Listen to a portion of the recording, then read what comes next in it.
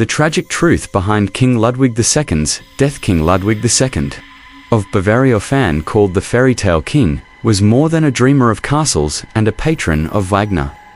Behind the myth lies a painful story of political betrayal, mental health speculation, and a suspicious death that remains one of Europe's most haunting royal mysteries.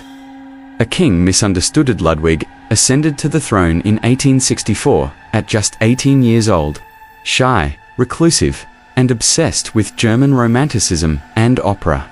He was a visionary, but not a ruler by traditional standards.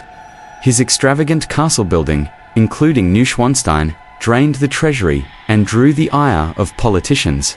Yet, he never used taxpayer money for personal luxuries. Ludwig paid for his castles from personal funds and private loans, refusing to burden the public despite rumors to the contrary. Declared mad without examination by 1886, ministers sought to remove him. They secretly assembled a team of psychiatrists led by Dr. Bernhard von Gudden, who declared Ludwig insane without ever examining him in person. Their justification: Ludwig's obsession with isolation, castles, and fantasy. Today, many historians agree this diagnosis was politically motivated. He was eccentric, not insane. Forcible removal and imprisonment. June 10, 1886. Ludwig was arrested at Neuschwanstein and taken to Berg Castle under house arrest. He was stripped of power and isolated. 4 days later, tragedy struck. Mysterious death in Lake Starnberg, June 13, 1886. Ludwig and Dr. Gudden took a walk along Lake Starnberg. They never returned. Their bodies were found hours later in the shallow lake. Ludwig's watch had stopped at 6:54 p.m.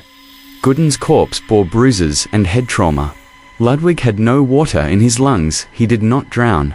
No autopsy was allowed. The official cause: suicide by drowning. But the facts don't support it.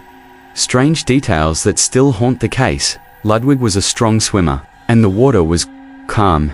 He had no history of suicide attempts, and his letters showed plans for the future.